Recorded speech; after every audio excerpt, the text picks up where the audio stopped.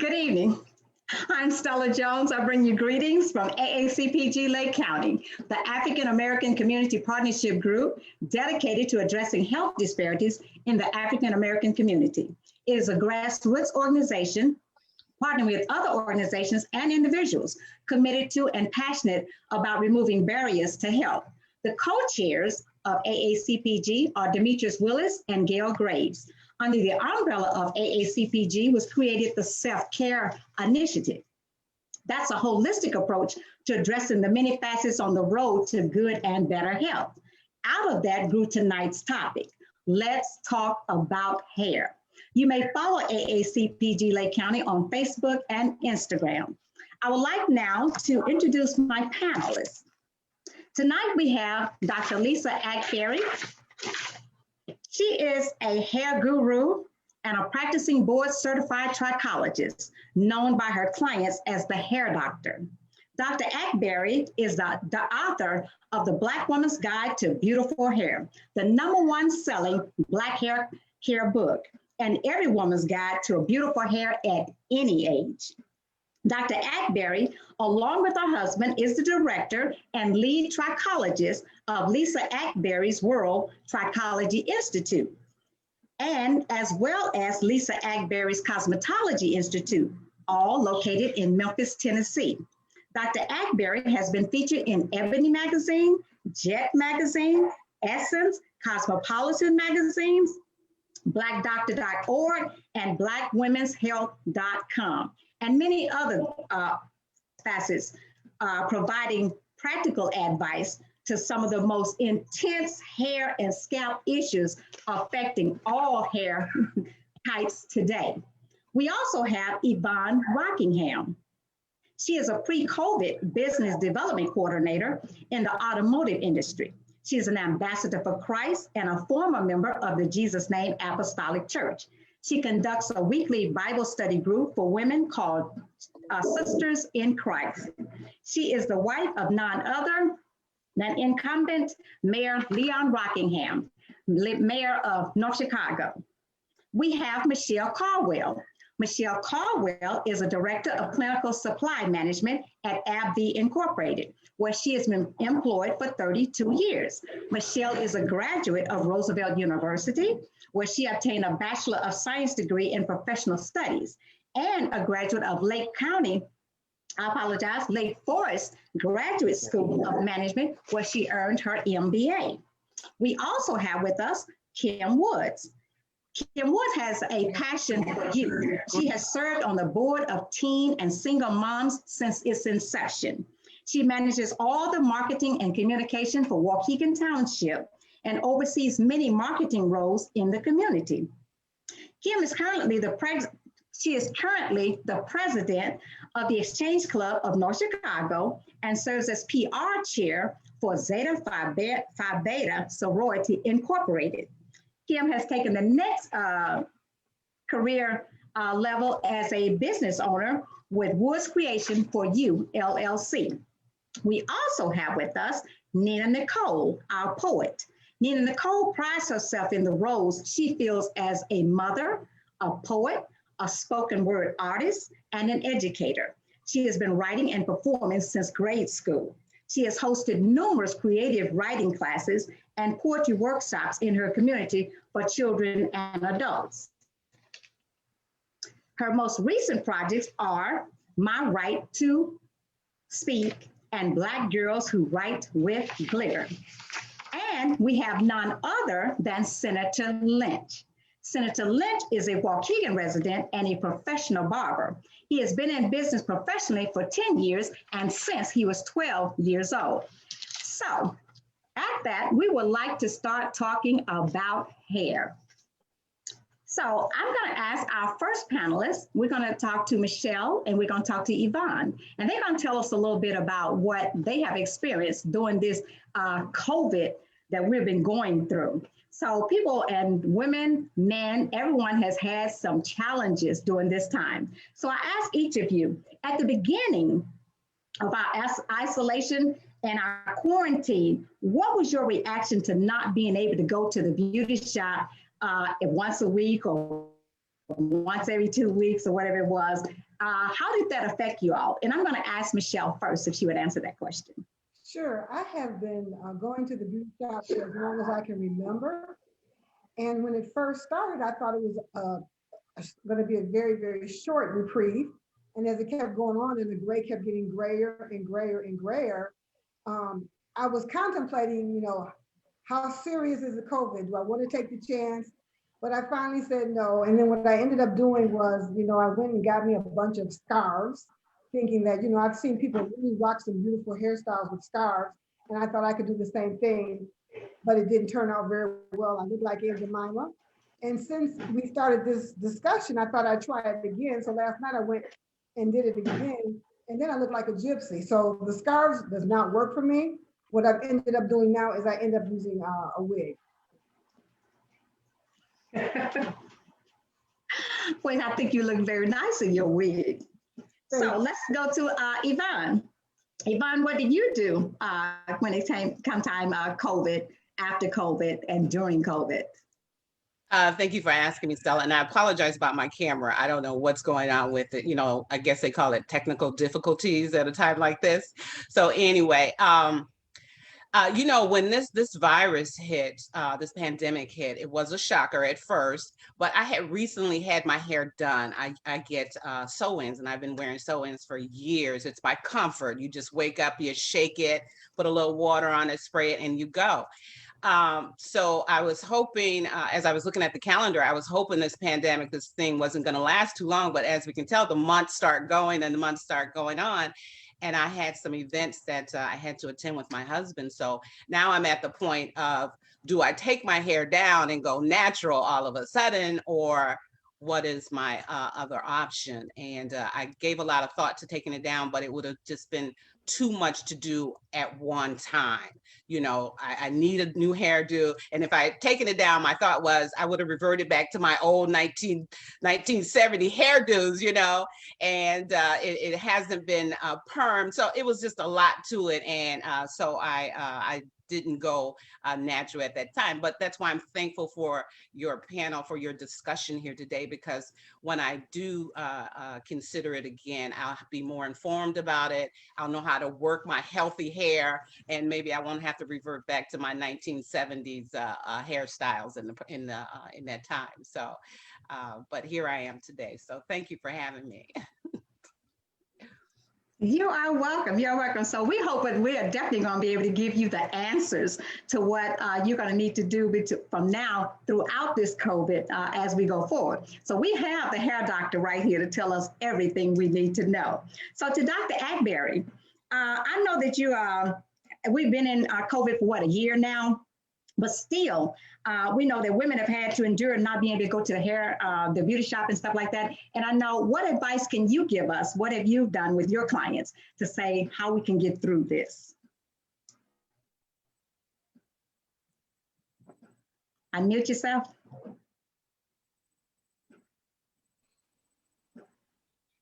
One of the things that I think that, and I'll start with this, one of the things I think that this whole pandemic has taught us is that we as women, especially Black women, we need to understand our own hair and how to care for our own hair. Leave it to the professionals to do the special things, but to basically care for our hair, shampoo, condition, style, basic styles, then we need to know those things. And that's what was missing. So the pandemic has taught a lot of women that, okay, I've got to get some survivor skills. And so people have been all over the internet and trying to do things. But what I know for that, one of the things I tell all the people that I treat is that you really have to learn that your hair is a part of your scalp. The hair is an appendage of the scalp, and you have to take care of the foundation first. And once you take care of the foundation, then you're going to have an opportunity to have healthy, beautiful hair. And scalp, hair. And then you look at the things that are important to you, And then from there, you just say, okay, here's my list of what's important. Here are the things that I know I have to have.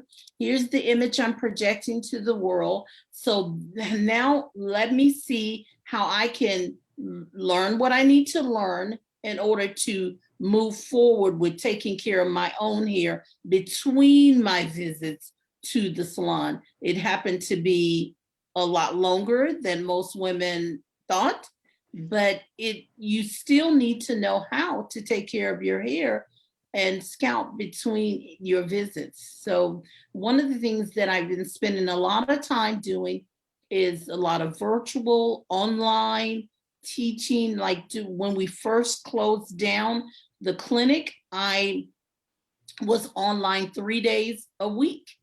And I made sure, because I had patients who just did not know what to do. And so that was really good. And then now I write a lot of programs. I have a lot of virtual counseling sessions and hands-on virtual. So it's really been something to experience. And you're right. I mean, we women take our hair serious. You all do. I'm just so glad I don't have to do that now. Thank you, Lord. But I sympathize and empathize with all of my sisters that have gone through this COVID time of not being able to get their hair done. So we're going to talk just a little bit to Senator Lynch.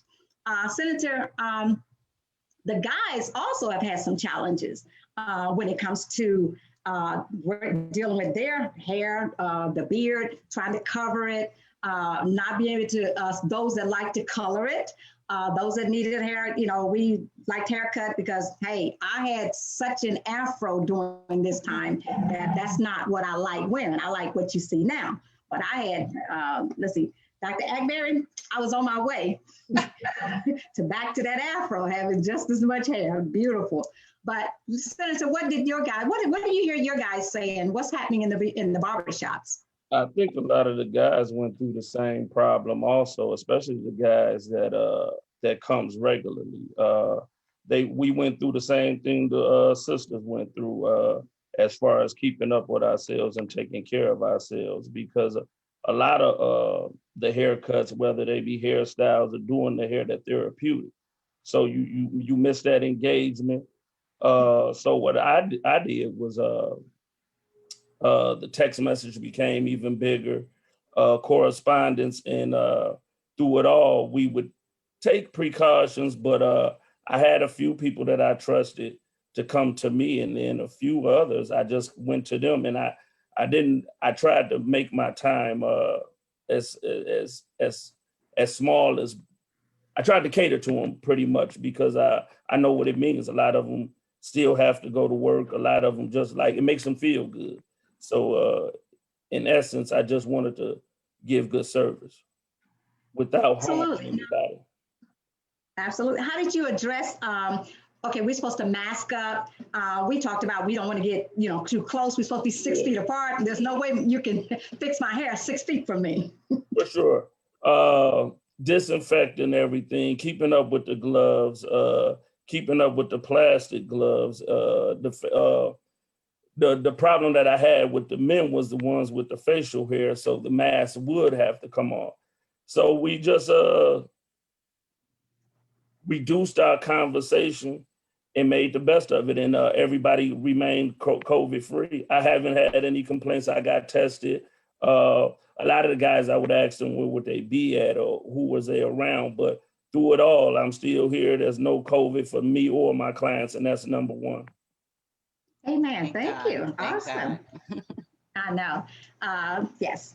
So, Dr. Akbari, what advice can you give to women? Because when we couldn't get our hairs, go back and get a perm, and then a lot of times our roots were growing out, maybe some women thought of going to the natural look versus trying to go back and get that perm. Can you give some advice of the best way to go from a perm to the natural, if I had to go, natural light? Well, it's all about new growth management. Keep in mind, you have several types of hair on your head when you have a relaxer. Number one, you have the new hair. Even if with a fresh relaxer, that new hair is thicker. It has, in other words, the size of those strands, the texture is different. So even with a fresh relaxer, then you have the hair in the body of the hair shaft that's going to need a certain kind of care. And then you have the ends, what I call the ophooks in my book. Those are the areas of the hair strand that's going to need the most care. But it's new growth management. If once that line of demarcation, or I like to call it line of difference, occurs, then you have to treat that as the most dominant part, because it is going to control everything. And this is why a lot of women will say they shed, but what they're doing is breaking. Their hair begins to break because of that line of demarcation where the new growth ends and the chemically treated hair begins. And with many women being overlapped and overprocessed, then because we want the straight look, with many women, they end up with that hair breaking away so easily. So you have to hydrate, and you have to focus on hydrating the hair close to the scalp, and you have to change your style. You can't wear it straight. You have to do a curlier look, something that you can say twist and roll on, like some satin rollers. You have to change that look based on what you want. If you're trying to grow out to natural, once you can focus on the new growth, hydrating the new growth, getting that look, changing, being willing to change the look, because a lot of ladies would just press their new growth and burn it. They would burn their scalp, and they would burn and those are the things that we saw them running into. They had professionals that did well, but then when they went home, they had problems. So it's a lot of things that we don't consider when we're trying to grow natural.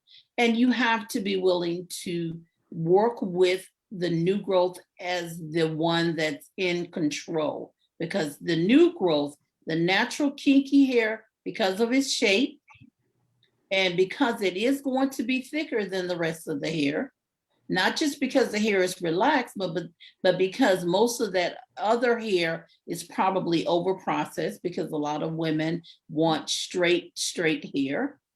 And so you have to make sure your new growth leads the way and care for it first, and try to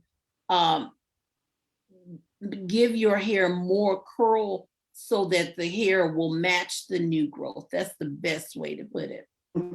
May I ask a question, Stella? I'm sorry, when you're talking about hydrating, because it's been years since I've had a perm, and I wanted to go back to the natural look, but when I did it, my hair was limp and it was kind of frizzed.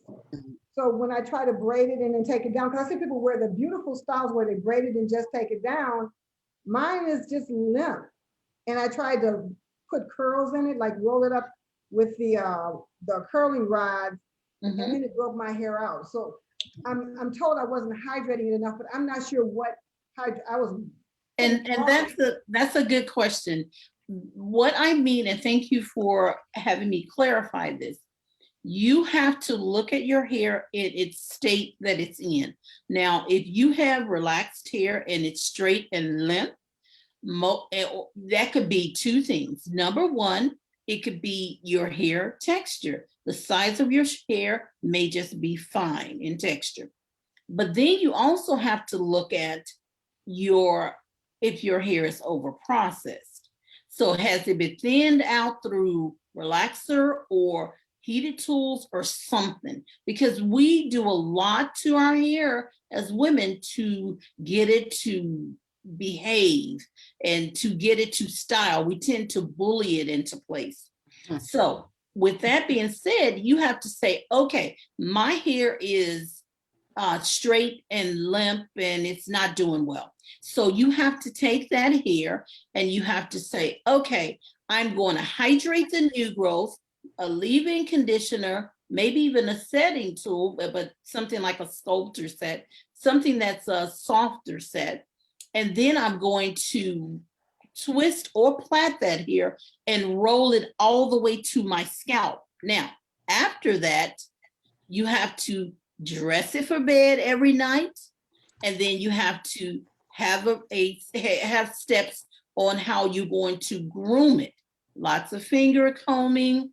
When I say finger combing, I don't mean sliding straight through. I mean just reverse it and fluff into a style. Because when you manipulate new growth, kinky hair, because kinky hair does not stay on its own path. It, like straight hair, kinky hair crosses over to its neighbor. And if you got a part down the middle, kinky hair will go over to the right side, and then the hair on the left side will go over to the right side, and the hair on the right side will go over to the left side. So you have to make sure that you're managing that hair.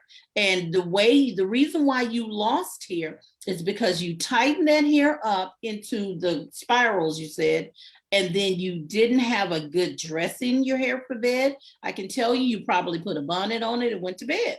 I did. Yes, and what that hair did, it went right to your head. And then when you got up in the morning, you try to fluff it, and you put microscopic tears all through it. Oh, wow. And so you lost the amount of elasticity that you needed in order to get that hair to behave. So you have to start at the beginning. I talk a lot about this in my book, Black Woman's Guide to Beautiful Hair. It's so crucial that you understand your hair is not just to make pretty. Your hair is not going to style itself. Your hair have basic needs in scalp, but it's got to have those needs, because underneath that relaxed hair, it was still kinky hair type. Thank you. Okay, I have two questions for you, Dr. Akbari, from our listening audience. The first is, what product do you recommend for hydrating the hair? Now, you know I have a product line. So I would recommend my product line, but I don't want you to, I'm a firm believer, and if it's not broken, don't try to fix it. So if you have a product and you like the way your hair, if your hair is hydrated and it feels good when you put that product on it, and it's what I call a clean product, that means it'll rinse clean every time you shampoo it, then you have a product that can hydrate. So you need a moisturizer of some sort or hydration. I have a product called Hydration. I have one called Moisture Plus. I have lots of those moisturizing products in the Moist family. But if you have a good product already, use that. I'm a firm believer in that. So do you consider oiling my scalp, hydrating it? If I just take some oil and put in there? No. That's not hydrating? Moisture is moisture. Oil seals in moisture. If you took your hair, for example, you're really wearing this beautiful, short, and sassy fro. If you took your hair and you shampooed and conditioned, put some leave-in conditioner on, if you did that, then what you're going to find is that your hair, and you put oil on top of it, your hair is, while it's wet, then your hair is going, the oil is going to seal in that moisture. So your hair will be soft for a period of time. But the moisturizer, you need penetrants, moisture binding agents, and that's what the products do. They bind the moisture into the hair. Then you seal it with the oil. But if you don't, then everything is gonna dissipate, and you're going to end up with dry hair. So even with your short fro, you need a moisturizer and seal it with oil. Awesome. Okay, one other question, then I have to go to, I'm going to Kim. What products do you recommend for those who wear braids or protective styles? That's what it says, protective styles. If you look on my website, I have a program for everything. And I did that by design because I knew that our product, when we initially got our product line, our product did not, people would bring it back and say it did more. So I realized that they didn't know how to use it for their style. So with people who are wearing braids, you have to understand braid is a low maintenance, not zero maintenance style. Your scalp is still under there. Your hair is still under those extensions. If you have extensions, and they have to have the same thing, clean. Your scalp has to be in a clean, acidic, stimulated, hydrated environment every week. And if you don't do that, and if you have problems, it could be twice a week. But if you don't do that, your scalp is going to suffer. Your hair must have a balance of protein and moisture. So you have to have the scalp and the hair cared for.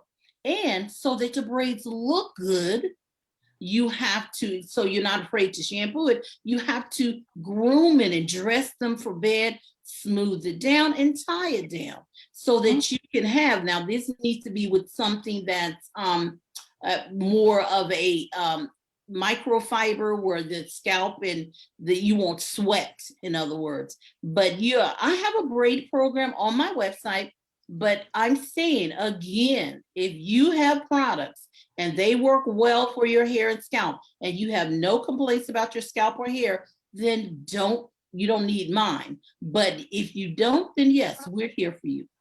Okay, tell everybody what your website is so that they can absolutely go to it. Okay, it's lisaakbari.com, my name. Awesome. Awesome. Yeah.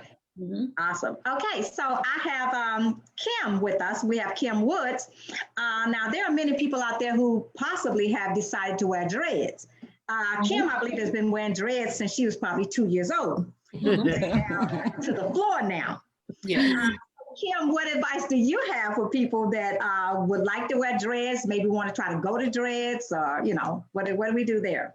Okay, so first let's talk about the term dreads. Right. To some people, the word dreads is offensive. I like to say it's like the N-word. Some people, you can say the N-word with the AH on the end and they don't get offended. And then some people, you put the AH on the end, they don't care however you slice it up. They don't want to hear that word. So that's how I look at the word dreads. Some places you go, people may not be offended if you say the word dreadlocks or dreads. But to me, I feel like it's just safer just to say the word locks. It is, because there's nothing dreadful about my hair. And we look at it as like a European type of word when they would be like, oh, here come those dreadlocks. It's a word that a lot of Rastas and other people have taken on and changed the meaning. That's why I said it's like the N word, where you take a negative word and you change the meaning and you kind of say, we're going to take ownership of this word. So there are some people who still say dreadlocks, and there are some people who see strength in even using that term. But for me personally, I don't use the term. I say locks. It's just easier. And then you make sure you don't offend anybody, just locks. So I decided to get my hair locked in 2001. So it wasn't ever since I was a little kid, Stella. But I did go from natural. My hair was natural. I had a perm and then I let it grow out.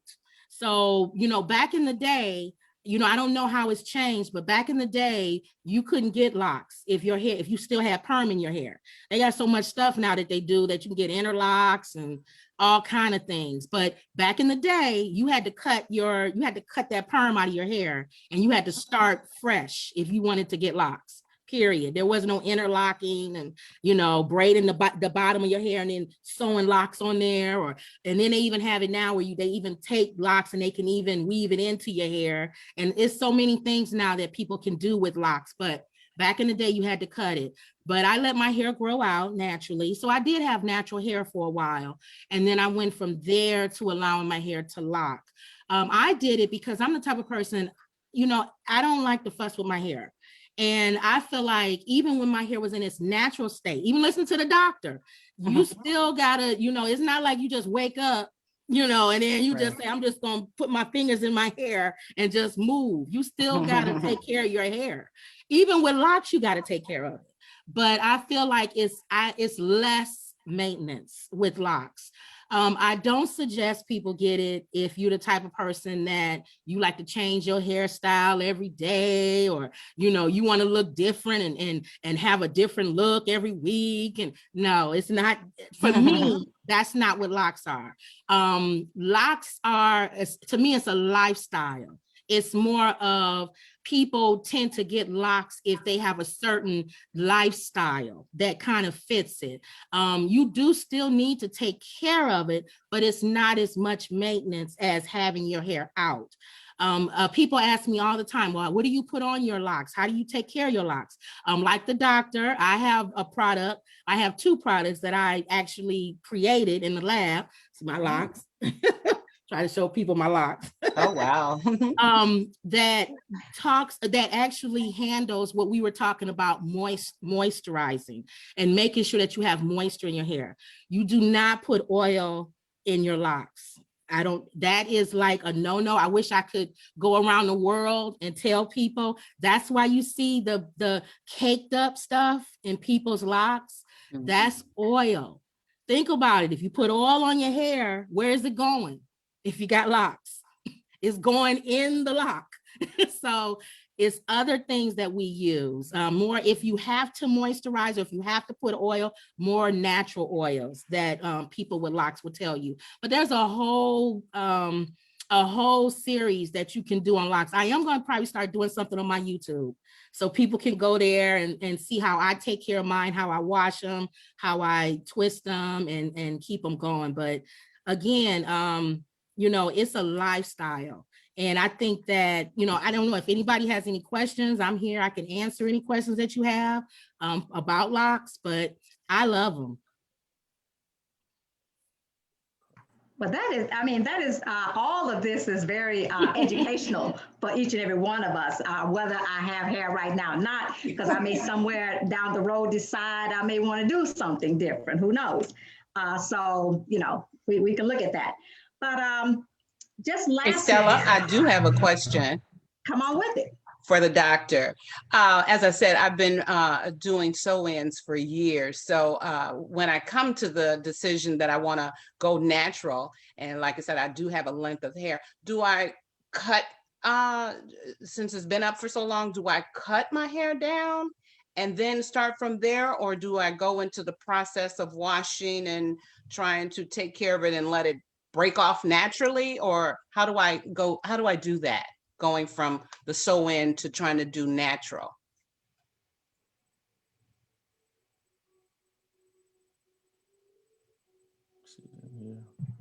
Is this question for me? Yes. Oh, okay. It's like you mentioned sew-in. So you want to go from sew-in to natural? Right. And it's braid. So it's braided. It's been braided. Okay. You know, it's always braided when I get it redone. So if I want to go natural, as you said, through the process, do I, you know, take it all down? Do I cut some off for that part that's thinning and, you know, everything that you described? Or do I just let that go? Do I let it break off naturally? How do I go from the stage just being sewed in to now I want to take it down and go natural? First, there's nothing natural about breaking it off. Okay. You have options. You can cut it away, do the big chop. Sometimes women are traumatized with that. Yes. But you can actually manage the new growth and just go through the phases that I mentioned earlier. It's the same. If you're taking away the weave, then the best thing to do is to replace that with something like a wig. But you have to make sure that you protect your scalp and hair from that wig. So you have to have not a stocking cap. You have to clean and you have to hydrate that hair, of course. So clean condition. Then you have to make sure you put it in either plaits, or you have to make sure you can braid it, but just stay away from that tension around the hairline. And then you need something like a nylon a fabric, I call it Moisture Lock. We have those treatment turbans. You can email me. I can send you a picture of some of these turbans, and we do sell them. But it's to protect your scalp and hair from that wig. So if you're normally have weave, then you want, the shocker is trying to have a style and just break away and just go to a fro. And that's not easy for a lot of women. Oh, no. So No. just find your wig that looks like your weave that you've been wearing, and then get you some protection under your wig. And the things that I mentioned, and like I said, I'll be able to share that with you. And then you just need to clean your hair. So you have to think about the care factor. How am I going to take care of my hair and scalp? That includes shampooing, conditioning, keeping it hydrated, and sealing that hydration in. The other thing is you have to make sure that you think about your support. How do I need to support? Like dressing my hair for bed. What do I do in the morning when I get up before I put the wig on? And then the style is the wig. Yes. So once you get to that point, then you are fine. But if you've done the other two, the care and the support. Yes. Okay. Thank you. Yes. Well, I can't thank each and every one of you all enough for what you all have shared. I have gained a lot of information, a lot of knowledge here. Dr. Akbari, I can't tell you how much you've taught me. And I do have the book, so I can go through that. And I did start on it. So it is an amazing book for anyone to read. Please do go on her website, look that up, and do read that. But at this time, we want to close this out. I say hello from Texas. I started my lock journey 1 year ago, and I wished I would have started them a long time ago. Okay, thank you from Texas. Beautiful. The other thing is that I want to thank each and every one of y'all for being here, but we can't close without, this is Black History Month, but we want to talk about, we want to have our poet here. We have Miss Nina Nicole, and she has a word for us, a spoken word. So I want to turn it over to Nina Nicole to give us a spoken word before we go. Thank you, Stella. I just want to say thanks for having me. And as far as, hair is concerned, I feel like Kim, I have locks too. COVID didn't really make a difference. I went through more of a struggle at the beginning of actually starting my locks, and the changes from going from natural hair to not knowing if I wanted locks to wigs to pressing it and just finally saying, forget it, I want locks. And the biggest thing for me, no matter how my hair looked, was about me owning it, so if it's just new to you, you just have to own it, because if you feel bad about it, everybody will probably feel bad for you. Right. And Nina just about it. Right, and Nina's just going with what you were saying. You can literally have a whole conversation just about locks. Yeah, you really can. It's on Zoom. Yep. So I just wrote a short piece just about owning, your natural hair and your natural beauty. And it's called Why I Love My Hair. My hair gives so much attitude, I don't even have to speak. Just look at what my ancestors handed down to me. A handful of long tresses for the whole world to see. As far as I'm concerned, y'all wish y'all had hair like me. Look at all these other cultures trying to copy me. From fox locks to extensions, they could never be me. A long list of history notes goes into these braids, guiding me to freedom, a journey that lasted me for days. Or even when I wear my afro, Black pride, that's the style. I could walk around proud for miles. COVID ain't got nothing on my natural beauty. My hair and I will manage just fine. Taking care of it is a necessity, and that's the bottom line. Low fade or a press and curl from time to time, you don't have to think so, but I know I'm a dime. My natural hair represents the real me in the raw, no fault, no shame. I own my natural hair and beauty. That's why Queen is my other given name. Thanks again for having me. I appreciate it. Wonderful, wonderful. Look at that. Oh, Nina, you have sent us out on an awesome note. Thank you so much. That was so beautiful. I would love a copy of it. Thank you. I'll email it to you. Thank you. I'm going to look forward to it. So I want to thank you all. I want to thank our listening audience for being out there and joining us. And I really want to thank you all. So please, please, please follow AACPG Lake County for their webpage. We are on Wednesdays, usually live. They have a Friday and a Friday night, sometimes events that you can follow on there. But we want to let you know also that on February the 24th, we'll be back to talk about some more hair. So thank you again for coming. We love you and good night. Thank you. You're Bye, welcome. everybody.